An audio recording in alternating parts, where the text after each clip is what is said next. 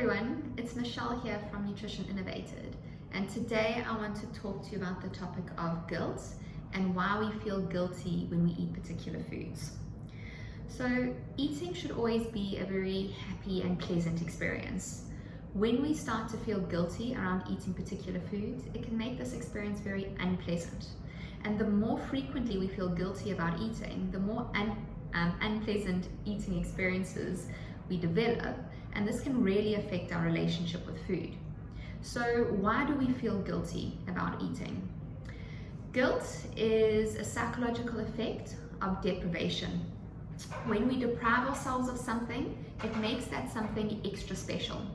So a child, if you were to give them a whole bunch of toys to play with, and you told that child you can play with all the toys except for an empty box, the child will more than likely only want to play with the empty box, because all of a sudden that empty box has become special. So deprivation heightens the desire for a particular item, and this works the same way with food. If we deprive ourselves of a particular food that we often enjoy to eat, we'll end up probably having cravings for that food and then have rebound eating. If you are a chocoholic and your solution to the problem is to not allow yourself to eat chocolate, eventually you'll rebound and end up eating a whole box of chocolates instead of a couple of pieces. This is also where we experience something that we call the what the hell effect, where all of a sudden you have broken your dieting rule. Okay, so you weren't supposed to eat chocolate, and now you're eating chocolate. You can no longer restrain yourself anymore, so you feel like, what the hell?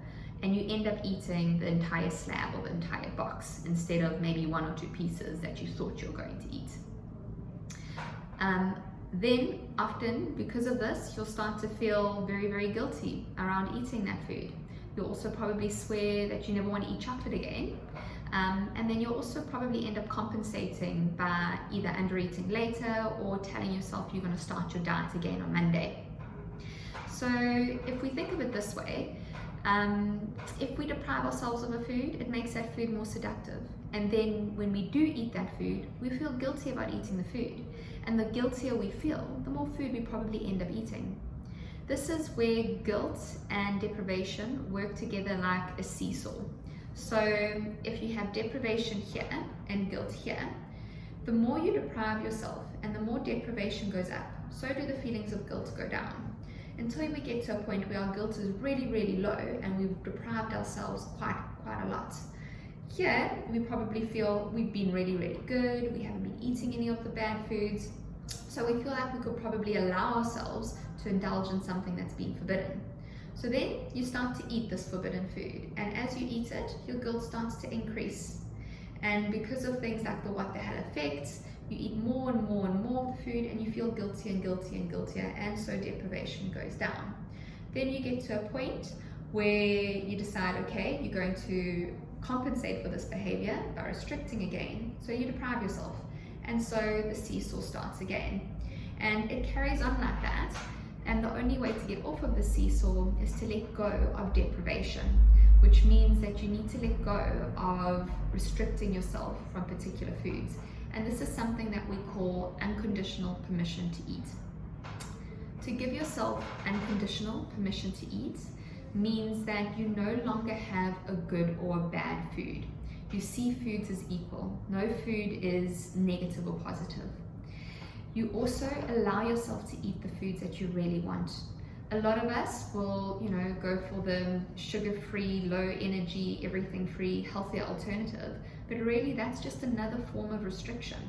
Instead, if you really want chocolate, the idea would be to allow yourself to eat the chocolate, and that's giving yourself unconditional permission to eat. Unconditional permission to eat is also not giving yourself obligatory penitence, where because you ate the chocolate, you're going to eat less later, or you're going to start your diet again on Monday, or you're going to go for a run. It's not giving yourself that obligation that you have to then restrict after eating. And that's unconditional permission to eat. There are obviously a lot of fears that also come with this. And one of the main fears that I often see people express is they won't be able to stop eating the food when they have it. Being a little bit realistic with this thought and rationalizing helps, So if you think of it, if the food is no longer forbidden, it's no longer a novelty. So the chances of you overeating on it is a lot less because the food is no longer special. There was also a study that they did on students where they gave the students unlimited amount of pizza for a week. And initially, because pizza was a novelty, the students ate lots of pizza. But by the end of the week, the students were completely over the pizza and didn't want to eat anymore. And this is because the food lost its novelty, and also because if we're frequently exposed to a particular food, we do get over it. You end up wanting to eat other things. So realizing that your fears, obviously, they will be there, but if you can give yourself unconditional permission to eat, you'll understand that those fears aren't necessarily something that's going to happen. So if we summarize a little bit on guilt, when we deprive ourselves, this leads to a food becoming extra special. Okay, so we make it a novelty. When we take deprivation away, it's no longer a novelty.